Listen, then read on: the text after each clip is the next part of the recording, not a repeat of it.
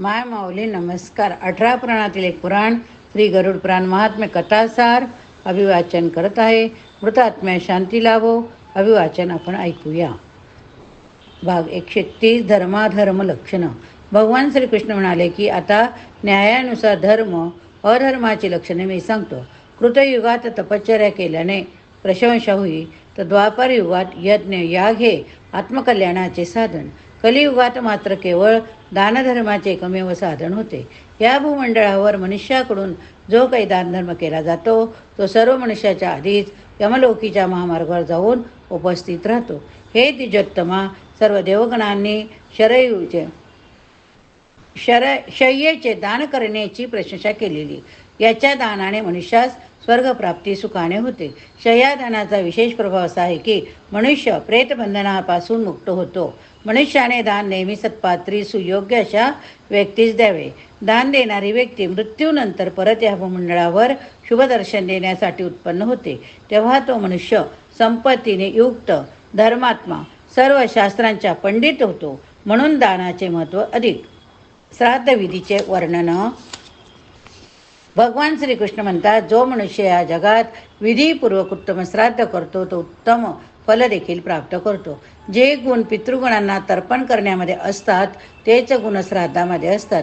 श्राद्ध केल्याने व्यतीत पितृगण संतृप्त होऊन आपल्या कुलास विपुल धनधान्य प्रदान करतात. मृतात्म्या शांती मिळवण्यासाठी विद्वानास दान द्यावे. अशा रीतीने जो विद्वानांना तीळ, गाय, सुवर्ण असे दान करतो ती व्यक्ती सर्व उपद्रवापासून मुक्तता पावते. ब्रह्मा, विष्णू, महेशाशिवाय अन्य 5 श्राद्ध असतात. तत्वज्ञानी लोक अशा 16 श्राद्धांचे ज्ञानी असतात. सर्वप्रथम होणारे श्राद्ध शवाच्या शुद्धीसाठी असते. ते न केल्याने पिशाच आर्धीचा त्रास उद्भवतो. अशा प्रकारे श्राद्ध आवश्यक असते. तीर्थ महात्म्य उपवासाचे व्रत. श्री भगवान म्हणाले की जो कोणी उपवास करून मृत्यूस प्राप्त होतो तो मनुष्य लोकाचा त्याग करून माझ्याच इतका श्रेष्ठ बनतो. जो कोणी पुरुष तीर्थस्थानी किंवा घरी संन्यास धारण करून मृत्यू प्राप्त करतो तो तर पहिल्यापेक्षा अधिक फल प्राप्त करतो. एखादा रोग उत्पन्न झाल्याने कोणी उपवास करीत असता त्यास मरण आले तर रोग त्याला कधी त्रास होत नाही. प्रति दिवशी ब्राह्मणांना भोजन दान दिल्याने मनुष्याची लहान मोठी सर्व पापे दग्न होऊन जातात. आपल्या पुत्रपौत्रांचा संपत्तीचा त्याग करून जो मनुष्य तीर्थक्षेत्री प्रयाण करतो त्याला ब्रह्मा सर्व देवता तृप्ती प्रदान करतात. आपल्या घरी पापाचरण करणारी व्यक्ती जर तीर्थस्थानी जाऊन स्नान करील तर त्याची सर्व पापे नष्ट होतात. दानशील व्यक्तीला पाहून सर्व देवगण प्रसन्न होतात. पित्यासाठी दिलेल्या दानाचे शतपट फल मिळते. नातेसाठी दिलेल्या दानाचे फल 1000 पट असते. बहिणीसाठी दिलेले दान शतसहस्रपटीने असते. अशा प्रकारे उदार, धार्मिक, दानधर्मी मनुष्य संपत्तीने श्रीमंत असतो, परंतु ते दान त्याला मात्र क्षुद्र तृणासारखेच भासते. अशा सज्जन पुरुषास कोणताच मोह आकर्षित करू शकत नाही. त्याला मृत्यूची देखील भीती वाटत नाही. पुढे भगवान म्हणतात की भारतवर्षात 13 जातींपैकी एकीमध्ये मनुष्य जन्म प्राप्त करून तो तीर्थस्थानी प्राणत्याग करीतो. त्याला पुन्हा जन्मधारण करावा लागत नाही. त्याने जर एकदाच हरिनामाचा जप केला असेल तर तो मोक्ष प्राप्त करण्यासाठी योग्य बनतो. तुळशीचे फार मोठे महात्म्य वर्णन आहे. तुळशीचे रोप लावल्याने तिला पाणी घातल्याने तुळशी मनुष्याचे जन्मजन्मांतरीचे पापे दहन करून टाकते. देव नेहमी भावाचे भुकेले असता, म्हणून जेथे मनुष्याची भावना प्रबळ असते तेथे साक्षात भगवान वास्तव्य करतात. जो प्राण्यांवर दया करतो तो लोकांचा नायक बनतो. धर्माचे फल तर त्याला प्राप्त होतेच, शिवाय प्रतिष्ठा पण लाभते. या जगात दान, सत्य, दया या 3च गोष्टी श्रेष्ठ असतात. दारिद्र्यास दान दिल्याने अथवा अनाथ व्यक्तीचे दाहकर्म केल्याने कोटी कोटी यज्ञाचे फल प्राप्त होते. उदकुंभ प्रदान करण्याचा विधी बघूया. भगवान श्रीकृष्ण म्हणतात की मी आता जलकुंभ दानाचे महात्म्य सांगतो. प्रेतासाठी अन्न व जलाने युक्त कुंभाचे दान करावे. यामुळे मनुष्याच्या अस्थी पुष्ट बनतात. प्रेताला देखील प्रसन्नता प्राप्त होते. ते यमलोकीच्या महामार्गावर सुखाने गमन करीते. भूमीवर स्वच्छ सारवून पक्वान्याने युक्त उदकुंभाने उदकुंभाचे दान करावे. त्या दिवशी अन्न जलाचे परिपूर्ण एक वर्धन भगवान विष्णूसाठी संकल्प करून पंडितास द्यावा, म्हणजे तो मोक्षासाठी भोगीदार होतो. दान अशाच व्यक्तीला द्यावे जो वेद आदीचा ज्ञाता, जो स्वतः तरुण शिवाय दुसऱ्याचा पण तारण्यास समर्थ आहे. अशा दानानेच महत्त्व असते. अपवित्र विधीचे निवेदन बघूया. गरुडाने भगवानास विचारले की सुतक विधी कसा असतो, तो कसा पाळावा. तेव्हा भगवान म्हणाले की एखाद्या व्यक्तीच्या जन्म अथवा मृत्यूनंतर सपिंड व्यक्तींना सुतक असते. दोन्ही प्रकारच्या सुतकामध्ये 10 दिवसापर्यंत प्रतिग्रह होम, स्वाध्याय, वेदाध्ययन सर्व गोष्टी वर्ज कराव्यात. एखाद्या व्यक्तीच्या मृत्यूनंतर वस्त्रासहित दान करावे, लगेच शुद्धी होते. व्रतवैकल्याचे करणारा, मंत्राने पवित्र नृप यांना सुतक नसते, अथवा ब्राह्मणाच्या देशानुसार सुतक जाते. सर्व लोकांना अशुद्धी असते तर माता पित्यांना सुतक असते. तशा अग्निक विधीनंतर विद्वानास गाय, सुवर्ण यांचे दान द्यावे. जो अनाथ व्यक्तीचे प्रेतसंस्कार करीतो त्याला कोणत्याच प्रकारची अशुद्धी लाभत नाही, राहत नाही. अपमृत्यूचे फळ बघूया. श्री भगवान म्हणाले, ज्याची हत्या होते तो नरक प्राप्तीस कारणीभूत होतो. महारोगी, गरुड हत्या करणारा अशा प्रकारच्या त्याज्य व्यक्तीचे दाह कर्म करू नये, त्याचे सुतक मानू नये. पुरुषयुक्त वैष्णव मंत्राने विष्णूचे स्मरण करावे. भूमीवर पिंड स्थापून त्याची गंध अक्षदादी पूजा करावी. विधीपूर्वक देवतांची 5 श्राद्ध करावी. दान द्यावे. प्रार्थना करून मृत व्यक्तीच्या प्रेतास अग्नी द्यावा. अशा दाह कर्माचे 3 दिवस सुतक राहते. भूमी, स्वर्ण, गोदानाचं महत्त्व बघूया.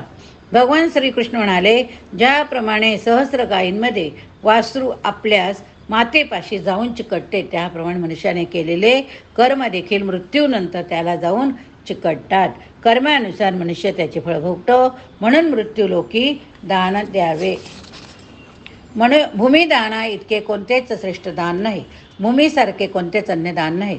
गाय अथवा भूमिदानाने मनुष्याची अनेक पापे नष्ट होतात. अधर्म करण्याची प्रवृत्ती असणारा माणूस सहस्र गायीच्या वधा इतके पाप करीतो. एका गायीचे हरण करून मग किती गायीचे दान दिले तरी त्याची समता नसते. वेदांमध्ये असे कथन केले आहे की दुर्बल व्यक्तीचे रक्षण करण्याने जे पुण्य प्राप्त होते ते यज्ञादी कार्यात पुष्कळ संपत्ती दक्षिणेच्या रूपाने देऊन सुद्धा मिळत नाही. जो मनुष्य एखाद्या पंडिताचे धन लुबाडून त्याचा उपभोग घेतो तो आपल्या 7 कुळांचा नाश करतो.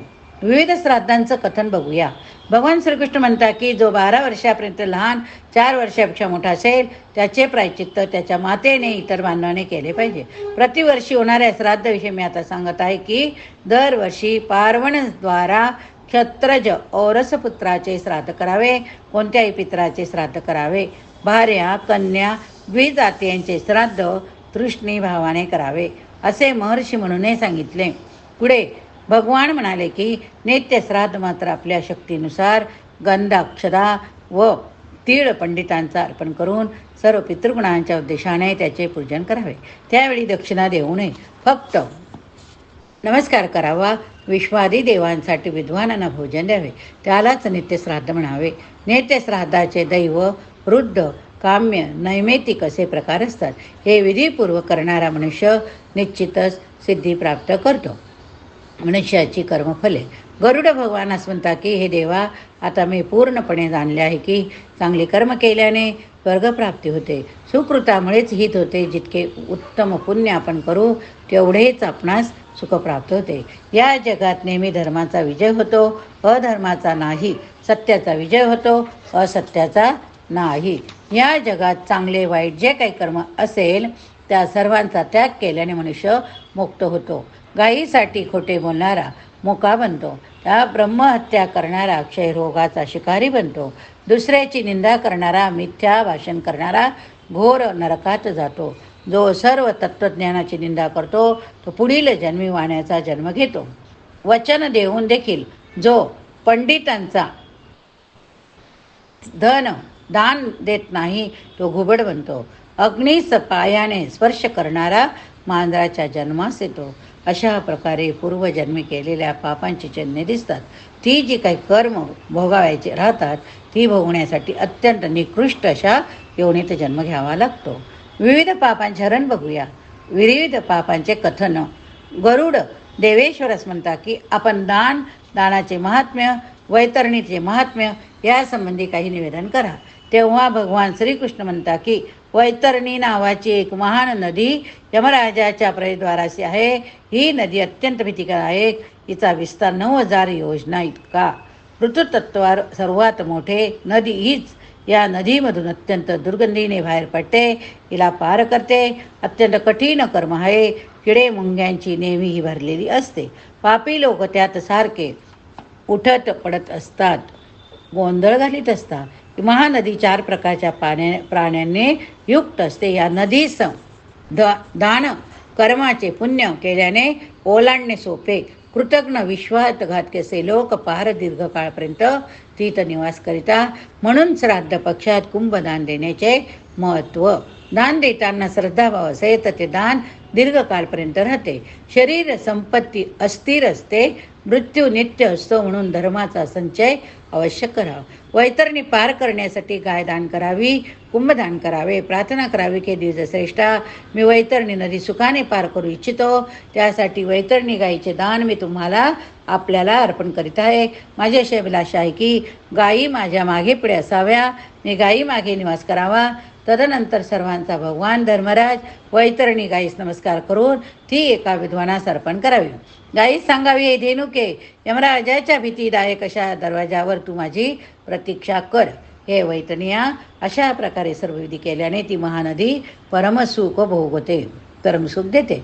जो मनुष्य दान धर्म यांच्यापासून दूर राहतो त्याचे जीवन या भूलोकावर दरिद्री राहते. शरीर नाशवंत, ते कधीही कायम टिकत नाही. म्हणून शरीराने केलेले नित्य टिकणारे कार्य अर्थात दान पुण्य नेहमी करावे. प्राण हा एखाद्या पाहुण्यासारखा आहे. तो कधी निघून जाईल हे सांगता येत नाही. श्री भगवान पुढे म्हणाले की आता मी सर्व काही निवेदन केले. फक्त लोकांचे हित करणारे परम औषध स्वरूप असे ते सांगणे मी आता तुला सांगतो. ज्याच्या हृदयात मंदिरात वराप्रमाणे भगवान कृष्ण नेहमी विराजमान राहतात, त्यांना सतत लाभ होत असतो. त्यांचाच नेहमी विजय होतो.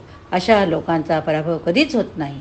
भगवान विष्णू वस्तुतः माता पिता नातलग बंधू, ज्या लोकांची बुद्धी अशा कार्ये स्थिर राहते त्यांची कधीच दुर्गंधी होत नाही. भगवान विष्णूचे स्वरूप मंगलमय आहे.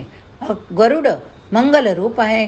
पुंडरीकाक्ष देखील मंगल रूप. श्रीहरी तर पूर्णपणे मंगलाचे आधारस्तंभ. पुढे भगवान म्हणतात की मी आपल्याला संपूर्ण गरुड पुराणाचे विधीपूर्वक कथन केले. तेच कथन मी माझ्या मनाने माझ्या शब्दात हे परम पुण्यमय महापुराण मी सांगितले. जो कोणी भक्तिभावाने वाचतो, ऐकतो, श्रवण करून मनन करतो तो पुरुष या जगात जन्म मृत्यूच्या फेऱ्यातून मोक्ष प्राप्त करीतो. भगवान विष्णूचे सानिध्य प्राप्त करीतो. श्री गरुड पुराण समाप्त झाले. या ठिकाणी जर काही चूक झाली असेल तर क्षमाची याचना.